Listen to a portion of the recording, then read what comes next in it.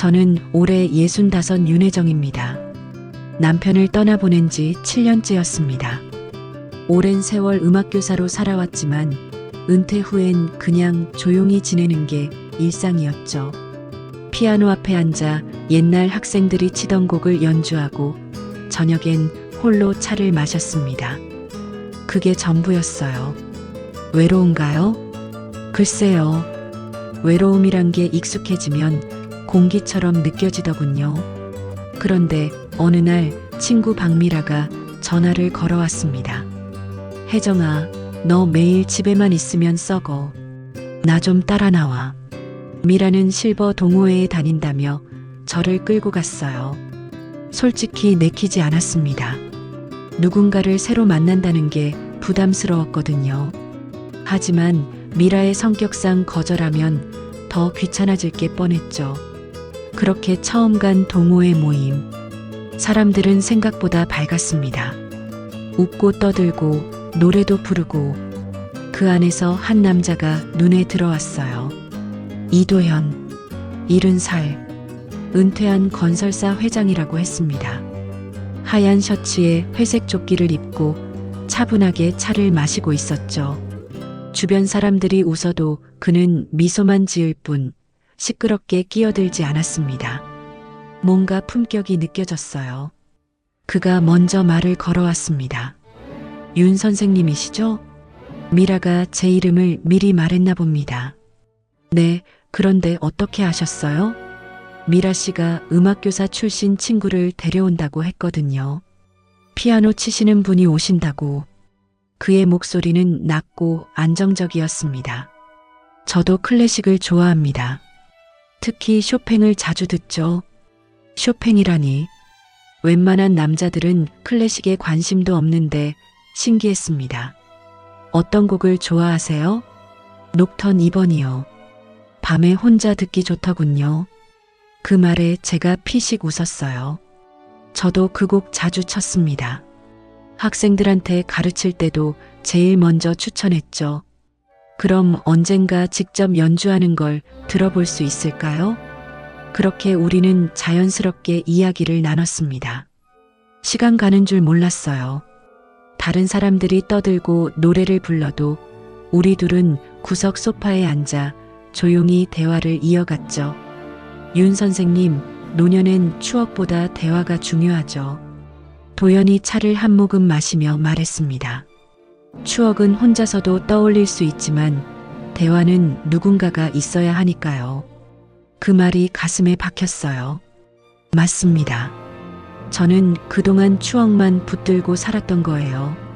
돌아가신 남편 이야기, 옛날 학생들 이야기, 전부 과거였죠. 지금 이 순간 제 곁에서 웃어줄 사람은 없었습니다.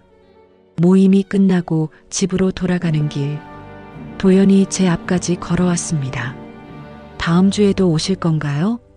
글쎄요. 아직 모르겠어요. 그럼 제가 기다리고 있을게요. 그의 눈빛은 진지했습니다. 농담이 아니었어요. 진짜 기다리겠다는 표정이었죠. 그날 밤 저는 잠이 오지 않았습니다. 침대에 누워 천장을 보며 생각했어요. 이 나이에 다시 누군가를 만난다는 게 맞는 건가? 부끄럽지 않을까? 주변에서 뭐라고 하진 않을까? 하지만 동시에 이런 생각도 들었습니다. 이 사람이라면 외롭지 않겠구나. 그렇게 다음 주가 됐습니다. 저는 다시 동호회에 나갔어요. 도연은 정말로 그 자리에 앉아 있었습니다. 저를 보자마자 환하게 웃으며 손을 흔들었죠. 오셨네요. 네, 왔습니다. 우리는 그날부터 자주 만났어요. 모임이 끝나면 함께 산책을 하고 가끔은 공원 벤치에 앉아 이야기를 나눴습니다. 도연은 제 말을 잘 들어주는 사람이었어요. 제가 음악 이야기를 하면 고개를 끄덕이며 그랬군요라고 맞장구를 쳐줬죠. 제 과거도 슬픔도 전부 받아줬습니다. 윤 선생님은 참 따뜻한 사람이네요. 제가요? 네. 말투에서 느껴져요. 사람을 다독이는 힘 같은 게. 그 말을 듣고 가슴이 뭉클했습니다. 누군가 저를 이렇게 표현해 준 적이 없었거든요. 그리고 석 달쯤 지났을 때 도연이 말했습니다. 윤 선생님, 저와 함께 살아주실 수 있을까요? 갑작스러운 청혼이었어요. 하지만 저는 당황하지 않았습니다. 이미 마음의 준비가 되어 있었거든요. 네, 좋습니다. 그렇게 우리는 재혼을 약속했습니다. 주변 사람들은 걱정했어요. 혜정아, 너무 빠른 거 아니야? 미라도 조심스럽게 말했죠. 하지만 저는 확신했습니다. 이 사람이라면 괜찮을 거라고, 남은 인생을 함께 나눌 수 있을 거라고. 그때까지만 해도 저는 몰랐습니다. 사랑이란 이름 뒤에 숨겨진 것들을, 도연의 다정함 속에 감춰진 어둠을, 그리고 제가 곧 겪게 될 긴 밤의 시작을. 결혼식은 조촐했습니다. 가까운 친구들만 모였죠. 미라가 축하한다며 꽃다발을 건넸고 도연의 지인 몇 명이 박수를 쳐줬어요. 화려하진 않았지만 따뜻했습니다. 도연이 제 손을 꼭 잡으며 말했어요. 혜정, 행복하게 해줄게요. 그 목소리엔 진심이 담겨 있었습니다. 저도 그렇게 믿었어요. 이 사람과 함께라면 남은 인생이 평온할 거라고요. 신혼집은 도연이 미리 준비해둔 전원주택이었습니다. 도심에서 1시간쯤 떨어진 곳이었죠. 넓은 정원에 작은 연못까지 있었어요. 여기서 조용히 살면 좋겠어요. 도연이 웃으며 말했습니다. 저도 마음에 들었어요. 피아노를 놓을 공간도 넉넉했고 창밖으로 보이는 풍경도 평화로웠거든요. 짐을 정리하는 동안 도연은 제 옆에 붙어서 이것저것 챙겨줬습니다. 여보, 이건 여기 두면 어때요? 자기, 이 찻잔은 제가 좋아하는 거예요. 같이 쓰죠. 다정했어요. 정말 다정했습니다. 첫날 밤 도연은 저를 안으며 속삭였습니다. 이제 우린 하나예요. 그의 품은 따뜻했어요. 오랜만에 느껴보는 온기였죠. 외롭지 않았습니다. 이 사람 곁에 있으니 세상이 덜 춥게 느껴졌어요. 그날은 행복했습니다. 진짜로요. 아침이 밝았습니다. 도연은 일찍 일어나 커피를 내렸어요. 여보, 일어났어요? 그가 환하게 웃으며 커피잔을 건넸습니다. 당신 덕에 하루가 반짝이네요. 그 말에 저도 웃었어요. 이런 일상이 계속될 거라 생각했습니다. 매일 아침 커피 한 잔, 따뜻한 말 한마디. 그걸로 충분했어요. 하지만 이틀째 되던 날 뭔가 달랐습니다. 밤이 되자 도연이 또 제게 다가왔어요. 어제에 이어 오늘도요. 여보, 오늘도 함께해요. 저는 피곤했지만 거절할 수 없었습니다. 신혼인데 뭐 이 정도야 당연하겠지 싶었죠. 도연은 제 어깨를 감싸며 말했습니다. 사랑은 꾸준해야 해요. 그래야 마음이 이어지죠. 그 말이 이상하게 느껴졌어요. 사랑이 꾸준해야 한다니 무슨 뜻일까요? 하지만 그때는 대수롭지 않게 넘겼습니다. 사흘째, 나흘째, 닷새째. 도연은 매일 밤 저를 찾았습니다. 하루도 빠짐없이요. 처음엔 애정 표현이라고 생각했어요. 나이 들어서도 이렇게 열정적일 수 있구나 싶었죠. 하지만 일주일이 지나자 몸이 힘들어지기 시작했습니다. 여보, 오늘은 좀 쉴까요? 제가 조심스럽게 말했어요. 도연이 제 손을 잡으며 말했습니다. 왜요? 우리 사이에 쉬는 날이 있으면 안 되죠. 사랑은 매일 확인해야 해요. 그의 목소리는 여전히 부드러웠지만 뭔가 단호한 느낌이 들었습니다. 열흘째쯤 되던 날 저는 거실벽에 걸린 달력을 보게 됐습니다. 도연이 언제 적어놨는지 빨간 펜으로 동그라미가 그려져 있었어요. 날짜마다 하나씩이요. 저는 멈춰섰습니다. 심장이 쿵 내려앉는 기분이었죠. 여보, 이게 뭐예요? 도연이 뒤에서 다가와 웃으며 말했습니다. 아, 그거요? 우리가 사랑한 날 표시해 둔 거예요. 기록하면 좋잖아요. 기록이라니요. 사랑을 기록한다는 게 말이 되나요? 저는 아무 말도 하지 못했습니다. 그저 달력을 바라볼 뿐이었죠. 그날 밤 도연은 또 제게 다가왔습니다. 여보, 오늘도 우리 시간 가져요. 저는 피곤하다고 말하고 싶었어요. 하지만 입이 떨어지지 않았습니다. 도연의 눈빛이 너무 진지했거든요. 마치 이걸 거부하면 안 될 것 같은 느낌이었죠. 그렇게 또 하루가 지나갔습니다. 다음 날 아침 달력엔 새로운 빨간 동그라미가 하나 더 그려져 있었어요. 한 달이 지났습니다. 달력은 온통 빨간색이었어요. 동그라미가 빼곡했습니다. 하루도 빠진 날이 없었죠. 저는 거울을 봤어요. 얼굴이 수척해져 있었습니다. 눈 밑엔 다크서클이 내려앉았고 입술은 바짝 말라 있었죠. 이게 신혼의 모습일까요? 행복해 보이지 않았습니다. 지쳐 보였어요. 어느 날 아침 도연이 또 커피를 내리며 말했습니다. 여보, 당신 덕에 하루가 반짝여요. 똑같은 말이었어요. 매일 아침 똑같은 말을 했습니다. 처음엔 달콤했던 그 말이 이젠 기계적으로 들렸어요. 마치 정해진 대사를 읊는 것 같았죠. 저는 커피를 받아들며 물었습니다. 여보, 우리 오늘은 좀 쉬면 안 될까요? 도연이 잠시 멈췄습니다. 그리고는 제 손을 꼭 잡으며 말했어요. 혜정, 사랑은 꾸준해야 해요. 하루라도 빠지면 마음이 멀어질 것 같아요. 그의 눈빛엔 불안이 서려 있었습니다. 사랑이 아니라 불안이었어요. 그날 밤도 똑같았습니다. 도연은 저를 안으며 속삭였어요. 우리 오늘도 사랑해요. 저는 눈을 감았습니다. 이게 사랑일까요? 아니면 뭔가 다른 걸까요? 잘 모르겠었어요. 다만 한 가지는 확실했습니다. 이건 처음에 기대했던 평온한 노년이 아니라는 것이요. 다음 날 아침 달력을 또 봤습니다. 빨간 동그라미가 하나 더 늘어나 있었어요. 저는 그 달력을 보며 생각했습니다. 이게 언제까지 계속될까요? 한 달? 1년? 아니면 평생? 가슴이 답답했습니다. 숨이 막히는 것 같았어요. 도연은 제 옆에서 여전히 웃고 있었습니다. 여보, 오늘 날씨 좋네요. 산책할까요? 그의 목소리는 밝았어요. 하지만 저는 더 이상 웃을 수가 없었습니다. 사랑이 이렇게 무거운 건지 몰랐거든요.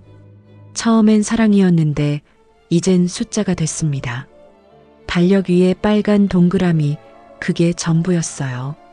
2달이 지났습니다. 달력은 여전히 빨간 동그라미로 가득했어요. 하지만 그게 전부가 아니었습니다.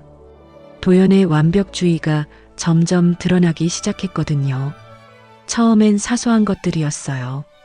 아침 식탁을 차릴 때 수저를 놓는 각도였습니다.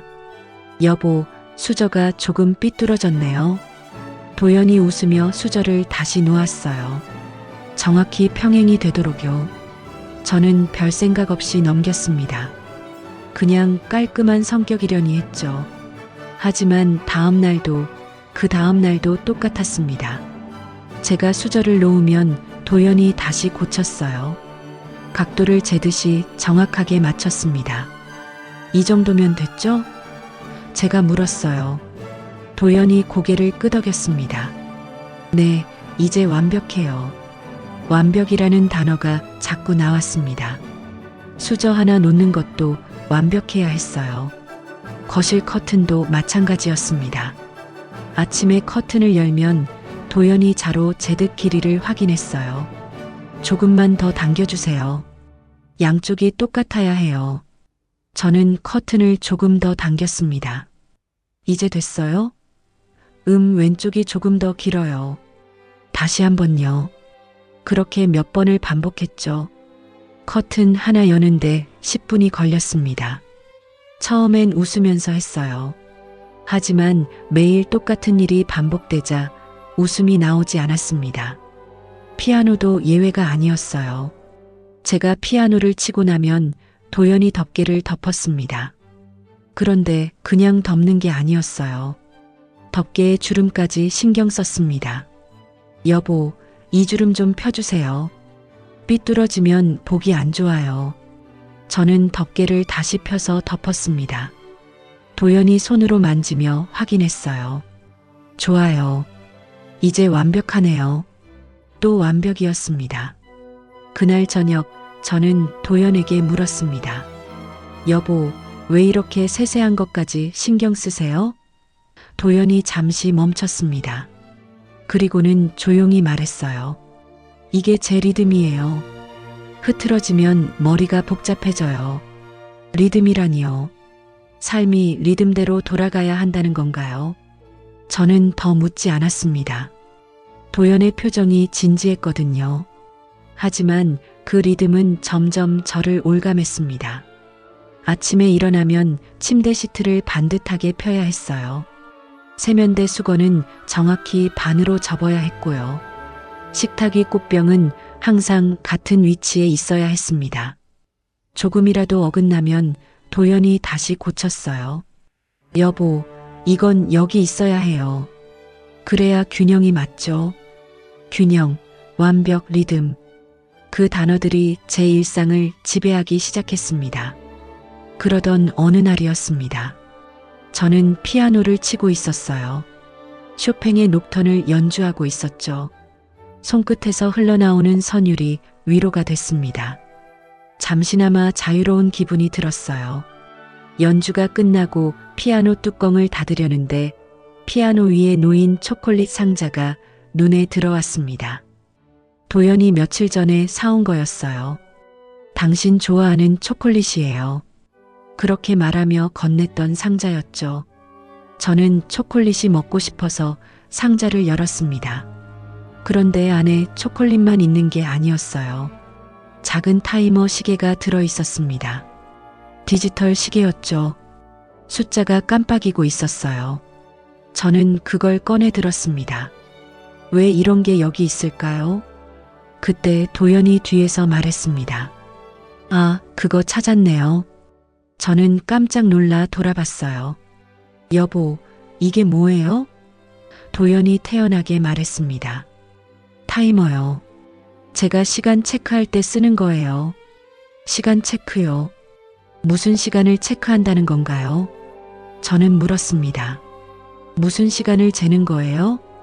도연이 잠시 망설이더니 말했어요. 우리 시간이요. 밤에 함께하는 시간 말이에요. 순간 온몸이 얼어붙었습니다. 시간까지 잰다고요. 사랑하는 시간을요. 왜 그런 걸 재세요? 제 목소리가 떨렸습니다. 도연이 제 손을 잡으며 말했어요. 여보, 기록하면 좋잖아요. 얼마나 사랑했는지 알 수 있으니까요. 저는 손을 뿌리쳤습니다. 사랑을 시간으로 재는 게 말이 돼요? 도연의 표정이 굳어졌습니다. 왜 화내세요? 전 그냥 우리 사이를 기록하고 싶었을 뿐이에요. 그날 밤 도연은 또 저를 찾아왔습니다. 여보, 오늘도 우리 시간 가져요. 저는 거절하고 싶었어요. 하지만 도연의 눈빛을 보니 말이 나오지 않았습니다. 그의 눈엔 간절함이 있었어요. 아니, 간절함이 아니라 강박이었습니다. 저는 그냥 따라갔습니다. 그리고 그날도 달력에 빨간 동그라미가 하나 더 그려졌죠. 다음 날 아침 저는 피곤해 지쳐 있었습니다. 거울을 봤어요. 얼굴이 창백했습니다. 눈은 충혈되어 있었고요. 이게 행복한 결혼 생활일까요? 전혀 그렇게 느껴지지 않았습니다. 도연은 여전히 밝았어요. 여보, 오늘은 날씨가 좋네요. 정원 산책할까요? 그가 웃으며 말했습니다. 저는 고개를 끄덕였어요. 거절할 힘도 없었거든요. 정원을 걷는 동안 도연이 말했습니다. 여보, 우리 참 잘 맞는 것 같아요. 매일이 행복해요. 행복하다고요. 저는 아무 말도 하지 못했습니다. 도연에게는 이게 행복일지 몰라요. 정해진 리듬대로 하루가 돌아가고 모든 게 완벽하게 맞춰지고 달력에 빨간 동그라미가 채워지는 게요. 하지만 저는 달랐습니다. 저는 숨이 막혔어요. 자유가 없었습니다. 제 의지대로 할 수 있는 게 아무것도 없었죠. 그날 저녁 저는 다시 피아노 위 초콜릿 상자를 봤습니다. 타이머 시계는 다시 그 안에 들어 있었어요. 깜빡이는 숫자를 보며 생각했습니다. 사랑이 숫자가 되고 시간이 되고 기록이 되는 게 정상일까요? 이건 사랑이 아니었습니다. 습관이었어요. 도연의 강박적인 습관이었죠. 그리고 저는 그 습관 속에 갇혀 있었습니다. 석 달째 접어들었습니다. 매일이 똑같았어요. 아침엔 도연이 커피를 내리고 낮엔 집안 곳곳을 정리하고 밤엔 달력에 빨간 동그라미가 그려졌습니다. 저는 점점 지쳐갔어요. 몸도 마음도요. 그러던 어느 날 아침 도연이 말했습니다. 여보, 오늘 공사 현장 구경 갑시다. 갑자기 웬 공사 현장이냐고 물었더니 도연이 웃으며 말했어요. 제가 예전에 참여했던 프로젝트인데요. 이제 거의 마무리 단계래요. 같이 보러 가요. 저는 사실 내키지 않았습니다. 피곤했거든요. 하지만 거절할 용기가 없었어요. 도연의 제안은 언제나 명령처럼 느껴졌으니까요. 그래요, 가죠. 그렇게 대답했습니다. 도연이 만족스러운 표정을 지었어요. 좋아요. 제가 기사님한테 연락할게요. 1시간 뒤 검은색 세단이 집 앞에 도착했습니다. 운전석에서 내린 남자는 김성우라고 자신을 소개했어요. 65쯤 되어 보였습니다. 키가 크고 어깨가 넓었죠. 회장님, 오랜만입니다. 성우가 도연에게 인사했습니다. 도연이 가볍게 손을 흔들며 답했어요. 오래됐죠, 성우 씨. 우리 집사람이에요. 성우가 저를 향해 고개를 숙였습니다. 처음 뵙겠습니다. 그의 목소리는 낮고 무뚝뚝했어요. 저도 인사를 했습니다. 안녕하세요. 차에 탔습니다. 도연은 조수석에, 저는 뒷좌석에 앉았어요. 차가 출발하자 도연이 뒤를 돌아보며 말했습니다. 여보, 조금 멀어요. 1시간쯤 걸릴 거예요. 괜찮아요. 저는 창밖을 바라봤습니다. 도심을 벗어나자 풍경이 달라졌어요. 건물이 줄어들고 들판이 보이기 시작했죠. 차는 계속 외곽으로 향했습니다. 30분쯤 지났을까요? 주변이 점점 한적해졌습니다. 차도 거의 보이지 않았어요. 저는 조금 불안해지기 시작했습니다. 여보, 공사 현장이 이렇게 먼 곳에 있어요? 도연이 대답했습니다. 네, 외곽 개발 프로젝트거든요. 조금만 더 가면 돼요. 저는 다시 창밖을 봤습니다. 나무와 풀밭뿐이었어요. 10분 후 차가 멈췄습니다. 저는 고개를 들었어요. 공사 현장이라고 하기엔 너무 조용했습니다. 텅 빈 부지만 보였어요. 중장비도 사람도 아무것도 없었습니다. 여보, 여기가 맞아요? 제가 물었습니다. 도연이 차에서 내리며 말했어요. 네, 여기에요. 잠깐 둘러볼게요. 그리고는 혼자 부지 쪽으로 걸어갔습니다. 저는 차 안에 남았습니다. 성우도 차에서 내리지 않았어요. 조용했습니다. 너무 조용했죠. 바람 소리만 들렸어요. 저는 앞좌석에 성우를 봤습니다. 그는 핸들을 잡은 채 가만히 앞을 보고 있었어요. 기사님, 여기 공사 현장 맞나요? 제가 물었습니다. 성우가 백미러로 저를 봤어요. 그리고는 천천히 말했습니다. 회장님이 오라고 하셨으니까요. 그 말이 이상했습니다. 공사 현장이 맞는지 물었는데 엉뚱한 대답을 했거든요. 저는 다시 창밖을 봤어요. 도연은 여전히 부지를 걷고 있었습니다. 혼자서요. 뭔가 이상했어요. 왜 저를 데려온 걸까요? 공사 현장을 보여주려던 게 아니었나요? 그때 성우가 말했습니다. 이런 곳이 좋아요. 저는 깜짝 놀라 앞을 봤습니다. 네. 이런 곳이 좋아요. 아무도 없으니까요. 성우의 목소리가 낮아졌어요. 저는 심장이 빠르게 뛰기 시작했습니다. 무슨 말씀이세요? 성우가 천천히 몸을 돌렸습니다. 저를 향해서요. 그의 눈빛이 달라졌습니다. 처음 봤을 때와는 완전히 다른 눈이었어요. 차갑고 날카로웠습니다. 부인, 긴장하지 마세요. 그가 뒷좌석 쪽으로 손을 뻗었습니다. 저는 뒤로 물러났어요. 뭐 하시는 거예요? 제 목소리가 떨렸습니다. 성우가 웃었어요. 회장님이 부탁하셨어요. 부인을 잘 모셔드리라고요. 잘 모셔드리라고요. 그게 무슨 뜻인가요? 저는 차 문을 열려고 손잡이를 잡았습니다. 하지만 문이 열리지 않았어요. 잠겨 있었습니다. 기사님, 문 좀 열어주세요.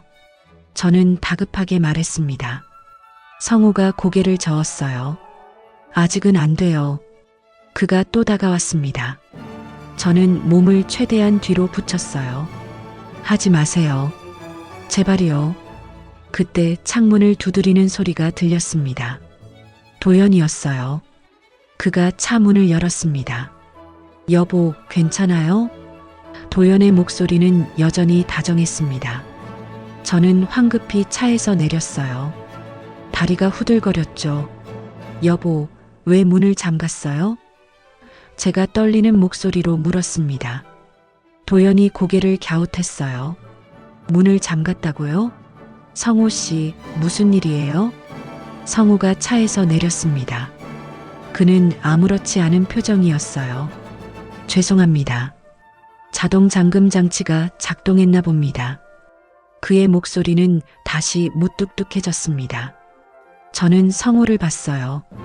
그의 눈은 이제 평범했습니다. 아까 그 차갑고 날카로운 눈빛은 온데간데 없었죠. 제가 잘못 본 걸까요? 도연이 제 어깨를 안으며 말했습니다. 여보, 놀라셨나 봐요. 괜찮아요? 저는 고개를 저었습니다. 아니에요, 괜찮아요. 하지만 괜찮지 않았어요. 온몸이 떨렸습니다. 뭔가 이상했어요. 모든 게 이상했습니다. 차를 타고 돌아오는 길, 저는 백미러를 봤습니다. 성우의 눈이 거울에 비쳤어요. 그가 저를 보고 있었습니다. 우리 눈이 마주쳤죠. 그 순간 저는 알았습니다. 성우는 알고 있었어요. 분명히요. 도연이 왜 저를 그곳에 데려갔는지, 왜 문을 잠갔는지 전부 알고 있었습니다. 하지만 아무도 말하지 않았어요. 도연도 성우도 저도요. 그저 침묵만 흘렀습니다. 집에 도착했습니다. 성우가 차에서 내려 인사했어요. 안녕히 계세요, 부인. 그의 목소리는 공손했습니다. 마치 아무 일도 없었다는 듯이요. 저는 대답하지 않았습니다. 그냥 집 안으로 들어갔어요. 그날 밤 도연은 또 저를 찾아왔습니다. 여보, 오늘 피곤하셨죠? 그래도 우리 시간은 가져야죠. 저는 눈을 감았습니다. 거부할 수 없었어요. 다음 날 아침 달력에는 또 빨간 동그라미가 그려져 있었습니다. 그리고 저는 계속 생각했어요. 그 텅 빈 부지, 잠긴 차 문, 성우의 눈빛을요. 그게 대체 뭐였을까요? 하지만 답은 나오지 않았습니다. 공사 현장에서 돌아온 뒤 며칠이 지났습니다. 저는 여전히 그날의 일을 잊을 수 없었어요. 성우의 눈빛, 잠긴 차 문, 텅 빈 부지, 악몽처럼 떠올랐습니다. 하지만 도연은 아무렇지 않았어요. 여전히 아침마다 커피를 내리고 달력에 빨간 동그라미를 그렸습니다. 모든 게 평소와 똑같았죠. 어느 날 오후였습니다. 우편함을 확인하러 나갔는데 편지 한 통이 들어 있었어요. 낡은 봉투였습니다. 보낸 사람 이름을 보니 정말순이라고 적혀 있었죠.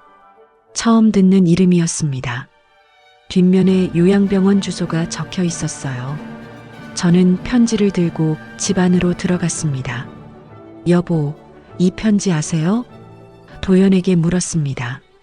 도연이 편지를 보더니 표정이 굳어졌어요. 어머니가 보내셨네요. 어머니라고요. 저는 놀랐습니다. 도연의 어머니는 요양병원에 계신다는 이야기만 들었거든요. 한 번도 뵌 적이 없었어요. 결혼할 때도 참석하지 못하셨다고 했습니다. 건강이 좋지 않으셔서요. 읽어봐도 돼요? 제가 물었습니다. 도연이 잠시 망설이더니 고개를 끄덕였어요. 네, 읽어보세요. 저는 봉투를 뜯었습니다. 안에는 손글씨로 빼곡히 쓰인 편지지가 들어있었어요. 글씨는 떨렸지만 또박또박했습니다. 저는 천천히 읽기 시작했습니다. 며느리에게 처음 편지 드립니다. 늦은 인사 용서해 주세요. 몸이 불편해 결혼식에도 가지 못했습니다.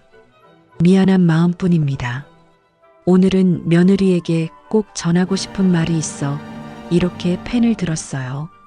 제 아들 도연이에 관한 이야기입니다. 편지는 계속 이어졌습니다.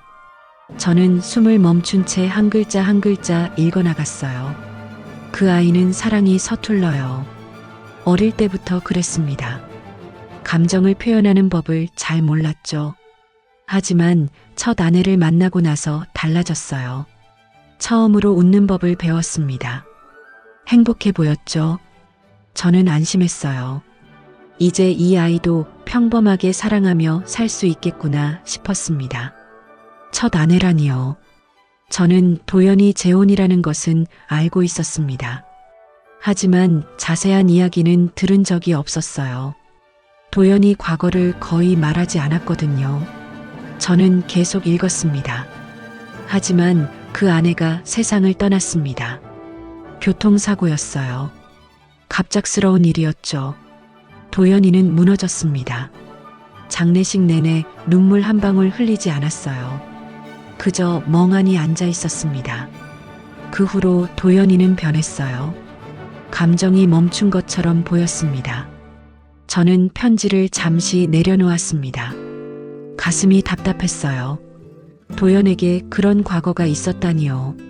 하지만 편지는 아직 끝나지 않았습니다. 저는 다시 읽기 시작했어요. 며느리, 제 아들은 사랑이 아닌 반복으로 마음을 달랩니다. 매일 똑같은 일을 하고 똑같은 말을 하고 똑같은 행동을 해요. 그래야 안정감을 느끼는 아이예요.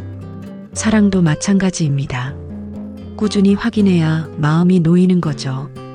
잃을까봐 두려워하는 겁니다. 또 혼자 남겨질까봐요. 저는 손이 떨렸습니다.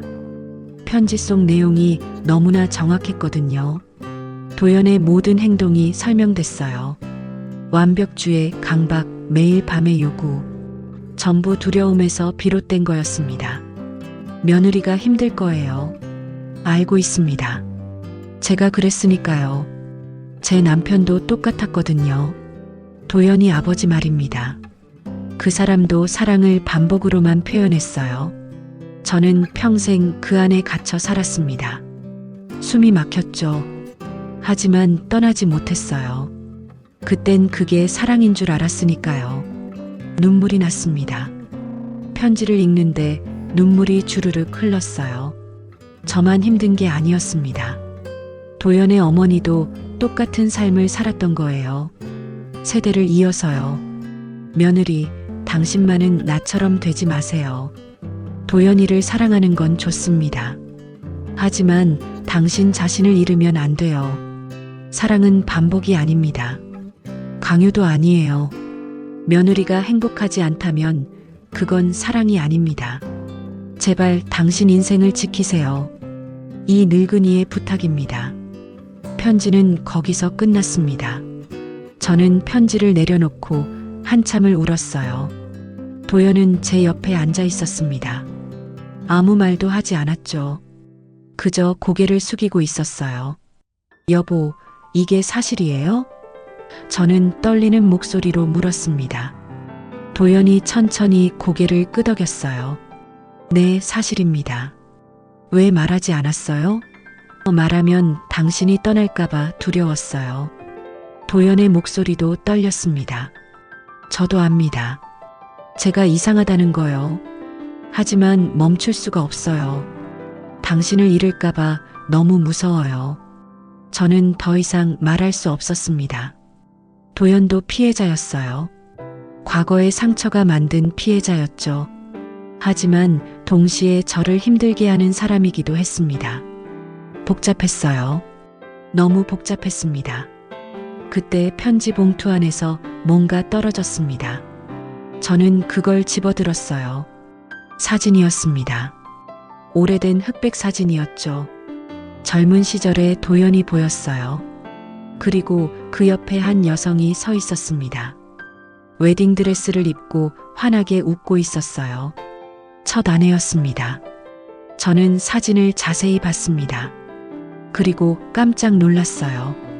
그 여성의 얼굴이 낯익었거든요. 어디서 본 것 같았습니다. 아니, 본 게 아니라 알고 있었어요. 정확히는 몰랐지만 비슷한 누군가를요. 여보, 이 사람 누구예요?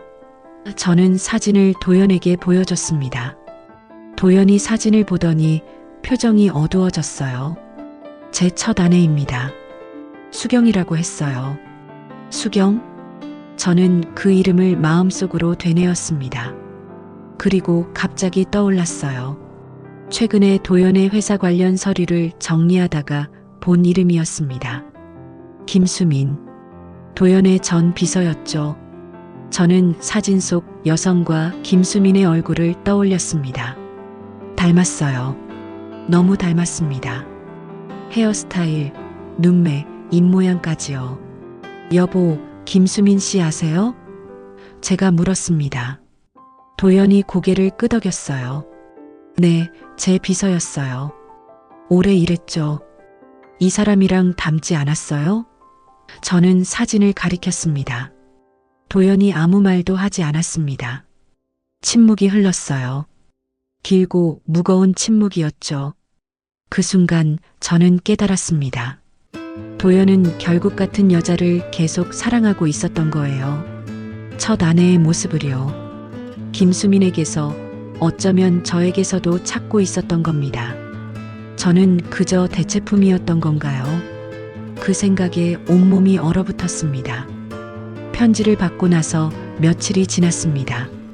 저는 계속 생각했어요. 도연의 첫 아내, 김수민, 그리고 저 자신에 대해서요. 모두 연결되어 있다는 느낌이 들었습니다. 하지만 확신할 수 없었죠. 그냥 제 추측일 뿐이었으니까요. 도연은 여전히 똑같았어요.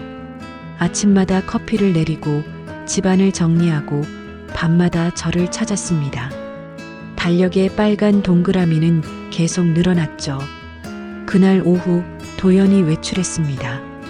잠깐 은행 다녀올게요. 그가 말했어요. 저는 고개를 끄덕이며 배웅했습니다.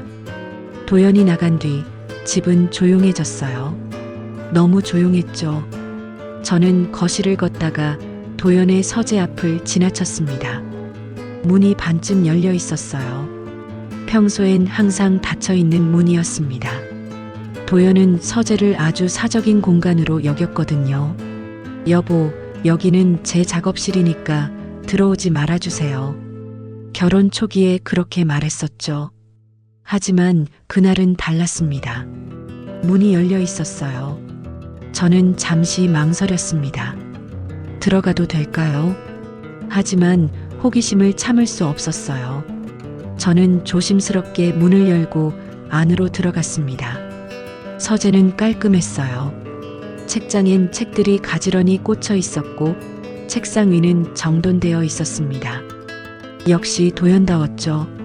저는 책상 주변을 둘러봤습니다. 서류 몇 장, 펜꽂이, 작은 액자, 특별한 건 없었어요. 그런데 책상 서랍이 살짝 열려 있었습니다. 저는 서랍을 열어봤어요. 안에는 명함, 영수증, 오래된 수첩 같은 것들이 들어 있었죠. 저는 하나씩 꺼내봤습니다. 그때였습니다. 서랍 깊숙한 곳에서 뭔가 반짝이는 게 보였어요. 저는 그걸 꺼냈습니다. 립스틱이었어요. 금색 케이스에 담긴 작은 립스틱이었죠. 저는 뚜껑을 열어봤습니다. 선명한 로즈 핑크색이었어요. 제가 쓰는 색이 아니었습니다. 저는 주로 연한 베이지 톤을 썼거든요. 이게 뭘까요? 왜 도연의 서랍에 립스틱이 있는 걸까요? 저는 립스틱을 손에 쥐고 한참을 멍하니 서 있었습니다. 그러다 문득 생각났어요. 김수민, 도연의 전 비서, 혹시 이게 그 사람 거일까요? 하지만 확신할 수 없었습니다. 저는 립스틱을 다시 서랍에 넣고 서재를 나왔어요. 가슴이 두근거렸습니다. 이틀 뒤였습니다. 저는 거실에서 책을 읽고 있었어요. 도연은 정원을 돌보고 있었죠. 그때 초인종이 울렸습니다. 저는 일어나서 문을 열었어요. 밖에는 한 여성이 서 있었습니다. 50대 중반쯤 되어 보였어요. 단정한 옷차림에 짧은 단발머리였죠. 안녕하세요. 그녀가 먼저 인사했습니다. 안녕하세요. 누구세요? 제가 물었습니다. 김수민이라고 합니다. 회장님 계시나요? 김수민. 그 이름을 듣는 순간 심장이 철렁 내려앉았어요. 바로 그 사람이었습니다. 제가 사진에서 봤던 도연의 첫 아내와 닮은 사람이요. 무슨 일로 오셨어요? 저는 침착하게 물었습니다. 수민이 서류 봉투를 들어 보이며 말했어요. 회장님께 전해드릴 서류가 있어서요. 급한 거라서 직접 가져왔습니다. 저는 그녀를 자세히 봤습니다. 사진에서 본 첫 아내와 정말 닮았어요. 눈매, 코, 입모양까지요. 소름이 돋았습니다. 잠깐만 기다리세요. 남편 불러올게요. 저는 정원으로 가서 도연을 불렀습니다. 여보, 손님 오셨어요. 김수민 씨래요. 도연의 표정이 미묘하게 변했어요. 수민 씨가요? 알겠어요. 도연이 현관으로 나갔습니다. 저도 따라갔어요. 수민이 도연을 보자 환하게 웃었습니다. 회장님, 오랜만이에요. 그러게요. 얼마 만이죠? 도연도 웃으며 대답했습니다. 둘의 대화를 듣는데 뭔가 이상했어요. 너무 자연스러웠거든요. 마치 자주 보는 사이처럼요. 이 서류 확인 좀 해주세요. 수민이 봉투를 건넸습니다.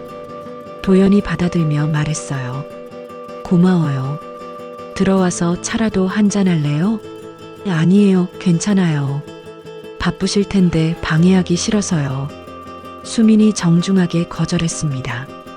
하지만 그 순간 제 눈에 들어온 게 있었어요. 수민의 입술이었습니다. 선명한 로즈 핑크색 립스틱. 도연의 서재에서 봤던 바로 그 색이었어요. 똑같았습니다. 저는 숨이 막혔습니다. 우연일 리 없었어요. 분명 같은 제품이었죠. 저는 수민을 뚫어지게 쳐다봤습니다. 수민도 저를 봤어요. 우리 눈이 마주쳤죠. 그녀의 눈빛이 차가웠습니다. 무언가를 알고 있다는 듯한 눈빛이었어요. 그럼 저는 이만 갈게요. 수민이 돌아섰습니다. 도연이 배웅했어요. 조심히 가요. 수민이 차에 타고 떠났습니다. 저는 그 모습을 창문 너머로 지켜봤어요. 차가 사라질 때까지요. 도연이 다시 들어왔습니다. 수민 씨가 서류를 가져왔네요. 급한 거래건이래요. 그가 태연하게 말했습니다. 저는 물었어요. 자주 만나세요? 아니요. 가끔 일 때문에 연락하는 정도예요. 도연의 대답은 간결했습니다. 하지만 믿을 수 없었어요. 저는 다시 서재로 갔습니다. 서랍을 열고 립스틱을 꺼냈어요. 그리고 거실로 가서 도연에게 보여줬습니다. 여보, 이게 뭐예요? 도연이 립스틱을 보더니 당황한 표정을 지었어요. 그게 어디서 나온 거예요? 당신 서재 서랍에서 찾았어요. 이게 김수민 씨 거죠? 도연이 아무 말도 하지 못했습니다. 침묵이 흘렀어요. 저는 계속 물었습니다. 왜 그 사람 립스틱이 당신 서랍에 있어요? 대체 무슨 관계예요? 도연이 한숨을 쉬었습니다. 혜정, 오해예요. 오해라고요? 그럼 설명해 보세요. 제 목소리가 떨렸습니다. 수민 씨는 예전에 제 비서였어요. 오래 일했죠. 그때 실수로 남겨둔 물건일 거예요. 도연의 설명은 허술했습니다. 립스틱이 실수로 남겨진다고요. 그것도 서랍 깊숙한 곳에요. 말이 안 됐습니다. 저는 고개를 저었어요. 거짓말 마세요. 당신과 김수민 씨 뭔가 있었던 거죠? 도연이 제 손을 잡으려 했습니다. 하지만 저는 뿌리쳤어요. 손대지 마세요. 혜정, 진짜 아무것도 아니에요. 과거 일이에요. 과거라고요? 그럼 왜 아직도 그 사람과 연락해요? 왜 그 사람이 여기 와요? 제 목소리가 커졌습니다. 그때 문득 깨달았습니다. 모든 조각이 맞춰졌어요. 도연의 첫 아내, 김수민, 그리고 저. 모두 비슷한 외모, 비슷한 분위기를 가진 여자들이었습니다. 도연은 계속 같은 유형의 여자를 찾았던 거예요. 첫 아내의 그림자를 쫓아서요. 저는 그저 그 연장선상에 있었던 겁니다. 대체품이었어요. 당신은 절 사랑한 게 아니에요. 제가 말했습니다. 그저 첫 아내를 잃은 걸 받아들이지 못하고 비슷한 사람을 계속 찾은 거죠. 김수민 씨도 그랬을 거고 저도 마찬가지예요. 당신의 사랑은 집착이에요. 순환하는 집착이죠. 도연이 고개를 떨구었습니다. 부정하지 않았어요. 그게 답이었습니다. 저는 립스틱을 도연에게 던졌습니다. 바닥에 떨어진 립스틱이 굴러갔어요. 저는 그걸 보며 생각했습니다. 이제 끝이구나. 더 이상 이 사람 곁에 있을 수 없겠구나. 제 인생을 되찾아야 해요. 어머니의 편지가 떠올랐습니다. 당신만은 나처럼 되지 마세요. 네, 저는 그렇게 되지 않을 거예요. 이제 선택해야 할 때였습니다.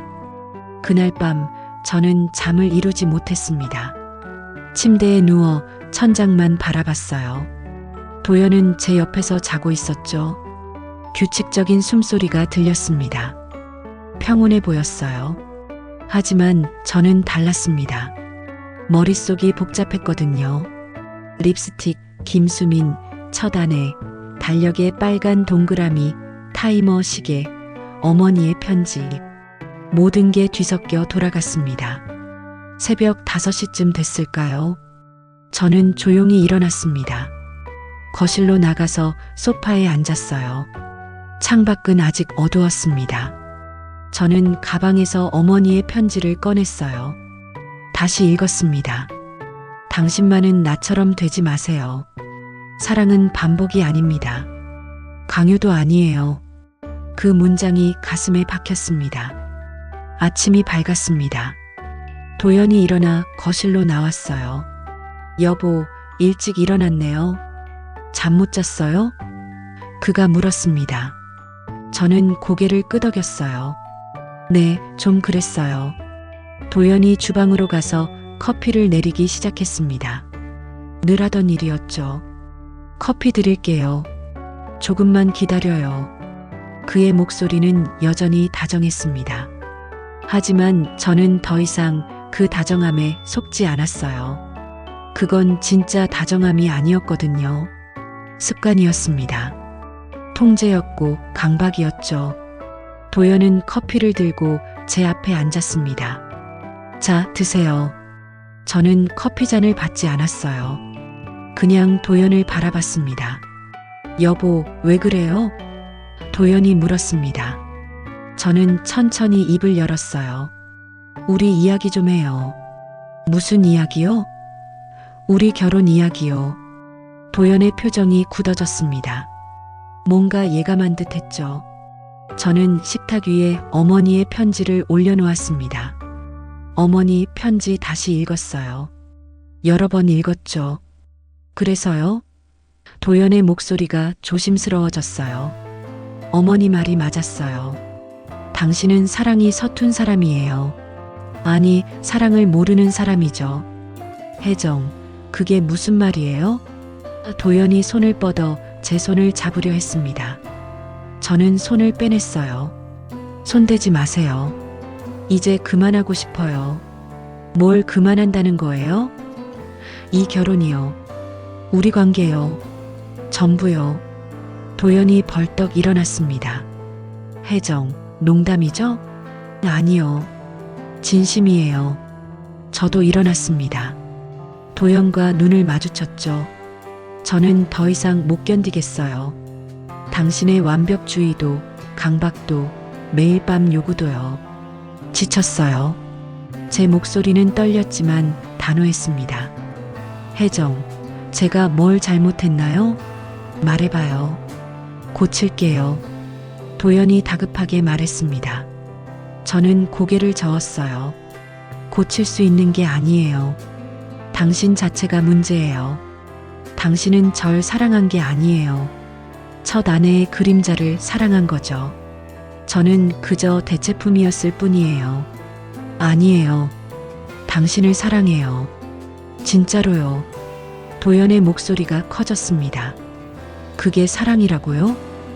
제가 반박했어요. 사랑을 숫자로 세고, 시간으로 재고, 달력에 표시하는 게 사랑인가요? 매일 똑같은 말을 하고, 똑같은 행동을 하고, 저를 당신 틀에 가두는 게 사랑인가요? 도연이 말문이 막혔습니다. 대답하지 못했어요. 저는 계속 말했습니다. 당신은 사랑하는 게 아니에요. 소유하려는 거예요. 통제하려는 거죠. 당신 불안을 저로 채우려는 겁니다. 그게 사랑인 줄 착각하고 있어요. 혜정, 제발 그런 말 하지 마세요. 도연이 제게 다가왔습니다. 두 손으로 제 어깨를 잡았어요. 저 없이는 못 살 거예요. 외로울 거예요. 혼자 감당 못할 겁니다. 도연의 눈빛이 절박했습니다. 저는 도연의 손을 떼어냈습니다. 당신 말이 맞아요. 외로울 거예요. 하지만 이 외로움보다는 나아요. 당신 곁에 있는 게 더 외로웠거든요. 도연의 얼굴이 창백해졌어요. 저만 외로웠던 게 아니었어요. 당신도 외로웠죠. 첫 아내를 잃고 평생 외로웠던 거예요. 그래서 비슷한 사람을 계속 찾았던 겁니다. 하지만 그건 제 문제가 아니에요. 도연이 뒤로 물러났습니다. 소파에 주저앉았어요. 고개를 떨구고 있었죠. 저는 그 모습을 보며 말했습니다. 당신, 나 없으면 못 살 거라고 했죠? 도연이 고개를 들었어요. 아니요. 당신이 없으면 이제야 살겠죠.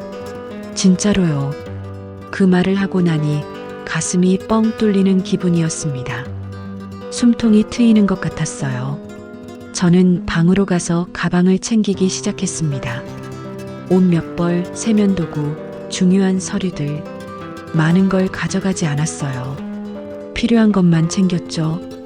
도연은 거실에 그대로 앉아 있었습니다. 움직이지 않았어요. 짐을 다 챙기고 거실로 나왔습니다.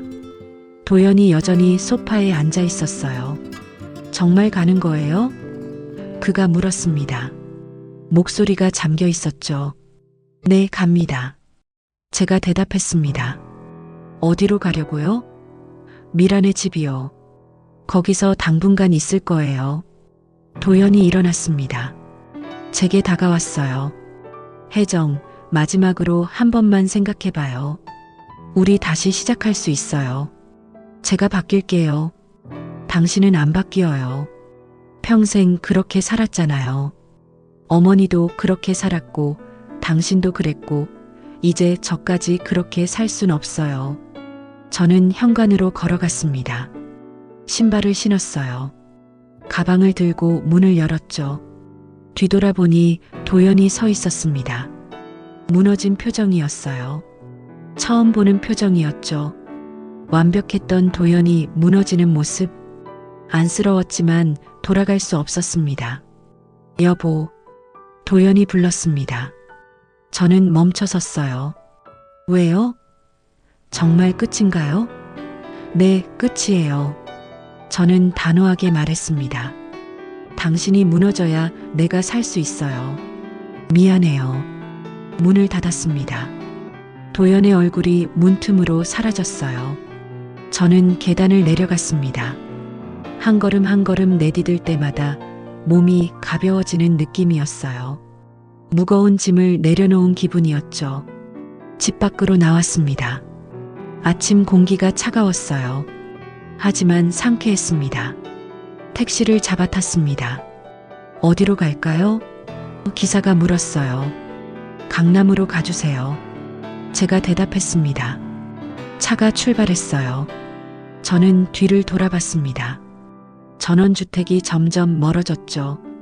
그 안에 도연이 있을 거예요. 혼자 남겨진 채로요. 하지만 저는 후회하지 않았습니다. 가방 속에서 어머니의 편지를 꺼냈습니다. 다시 한번 읽었어요. 당신 자신을 잃으면 안 돼요. 제발 당신 인생을 지키세요. 네, 어머니. 저는 제 인생을 지켰어요. 이제야요. 창밖으로 햇살이 비쳤습니다. 따뜻했어요. 오랜만에 느껴보는 따뜻한 햇살이었죠. 저는 눈을 감았습니다. 그리고 조용히 웃었어요. 이제 시작이었습니다. 진짜 제 인생의 시작이요. 석 달이 지났습니다. 미란의 집에서 지내며 이혼 절차를 밟았어요. 생각보다 빨리 끝났습니다. 도연이 순순히 동의했거든요. 마지막으로 서류에 서명하던 날 도연을 봤어요. 많이 수척해져 있었습니다. 눈가에 주름이 더 깊어진 것 같았죠. 잘 지내세요. 도연이 말했습니다. 저도 대답했어요. 당신도요. 그게 전부였습니다. 더 이상 할 말이 없었거든요. 이혼이 확정되고 나서 저는 작은 원룸을 얻었습니다. 크지 않았어요. 하지만 제 공간이었죠. 아무도 간섭하지 않는 곳이었습니다. 처음 이사 가던 날 짐이 별로 없었어요. 전원주택에서 가져온 건 옷 몇 벌과 책, 그리고 피아노 악보뿐이었습니다. 미라가 도와주러 왔었죠. 혜정아, 이제 뭐 할 거야? 미라가 물었습니다. 저는 잠시 생각하다가 말했어요. 피아노 칠 거예요. 다시 가르치고 싶어요. 다음 날부터 알아보기 시작했습니다. 동네 복지센터에 문의했어요. 피아노 강사 자리 있나요? 담당자가 반가워했습니다. 마침 찾고 있었어요. 경력 있으세요? 네, 오래 가르쳤습니다. 그렇게 일주일 후부터 복지센터에서 피아노를 가르치게 됐어요. 첫 수업 날이었습니다. 교실에 들어서니 아이들 몇 명이 앉아 있었어요. 7살부터 10살까지요. 눈망울이 반짝거렸습니다. 안녕하세요. 윤혜정 선생님이에요. 제가 인사했습니다. 아이들이 우르르 대답했어요. 안녕하세요. 그 목소리가 얼마나 맑던지요. 오랜만에 듣는 아이들 웃음소리였습니다. 오늘은 도레미파솔라시도를 배울 거예요. 저는 피아노 앞에 앉았습니다. 건반을 보니 가슴이 뛰었어요. 오랜만이었거든요. 도연과 살 때는 피아노를 거의 치지 못했습니다. 칠 때마다 덮개주름을 신경 써야 했고 연주 시간도 정해져 있었죠. 자유롭게 칠 수 없었어요. 하지만 이젠 달랐습니다. 손가락을 건반 위에 올렸습니다. 도를 눌렀어요. 맑은 소리가 났죠. 레, 미, 파, 솔, 라, 시, 도. 하나씩 짚어나갔습니다. 아이들이 따라했어요. 도, 레, 미, 파, 솔, 라, 시, 도. 아이들 목소리와 피아노 소리가 어우러졌습니다. 아름다웠어요. 저는 웃고 있었습니다. 진심으로요. 수업이 끝나고 한 아이가 다가왔습니다.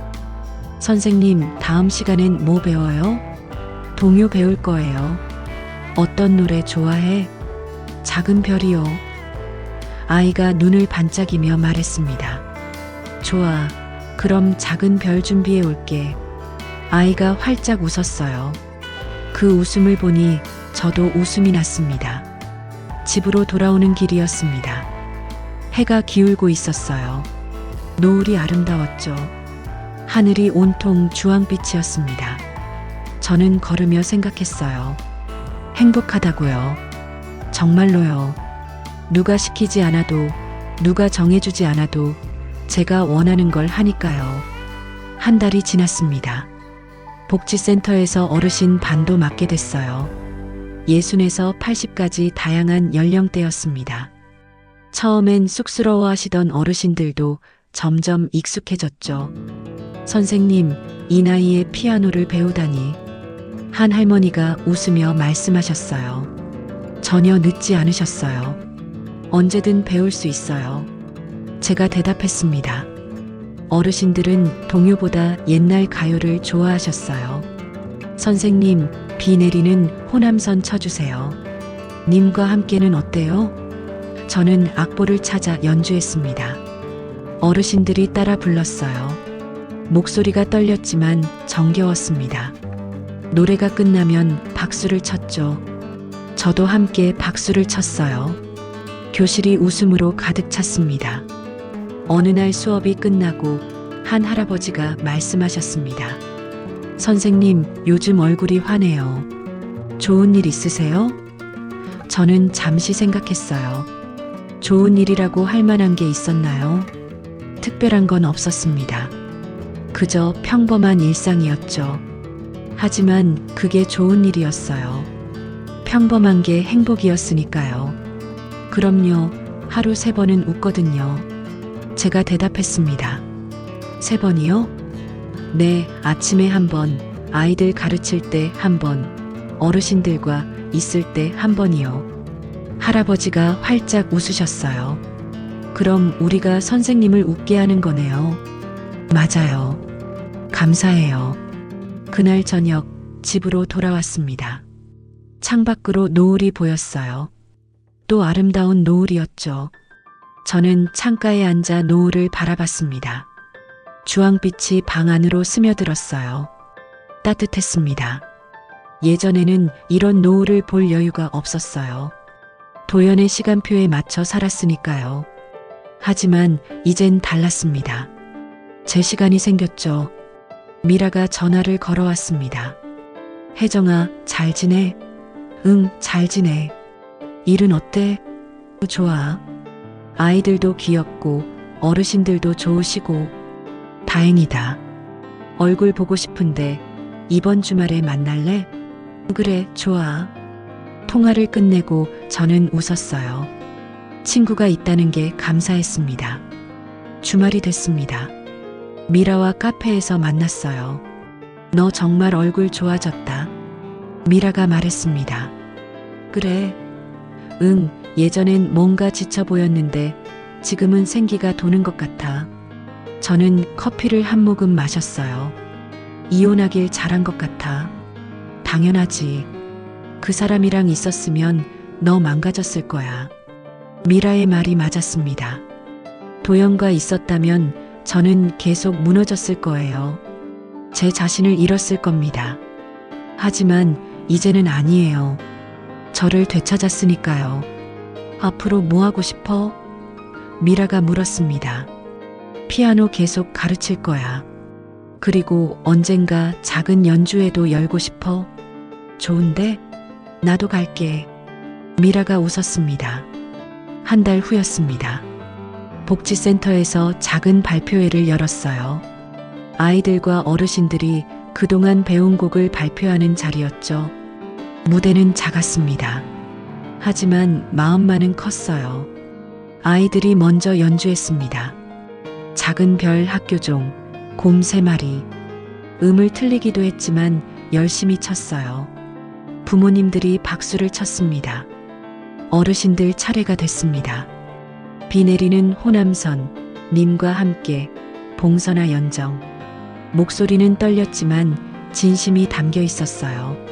저는 반주를 하며 눈물이 날 뻔했습니다. 행복한 눈물이었죠. 발표회가 끝나고 모두 함께 사진을 찍었습니다. 아이들, 어르신들, 학부모님들, 그리고 저. 다들 웃고 있었어요. 저도 웃었습니다. 카메라 셔터가 눌렸죠. 그 순간이 영원히 기억될 것 같았습니다. 집으로 돌아오는 길, 또 노을이 졌습니다. 이번엔 분홍빛이었어요. 저는 멈춰서서 노을을 봤습니다. 참 아름답다고 생각했죠. 그리고 제 인생도 이제 아름다워질 거라고 믿었습니다. 집에 도착해 피아노 앞에 앉았습니다. 악보를 펼쳤어요. 쇼팽의 녹턴 2번이었습니다. 도연이 좋아하던 곡이었죠. 하지만 이젠 그 기억이 아프지 않았어요. 저는 건반에 손을 올렸습니다. 부드럽게 눌렀죠. 선율이 흘러나왔습니다. 창밖 노을빛이 방 안으로 스며들었어요. 손끝이 건반 위를 스쳤습니다. 이제 그 소리는 사랑이 아니었습니다. 자유의 멜로디였어요. 제 것이었죠. 연주가 끝났습니다. 저는 눈을 감고 웃었습니다. 이제 하루 3번이 아니에요. 하루 종일 웃을 수 있었으니까요.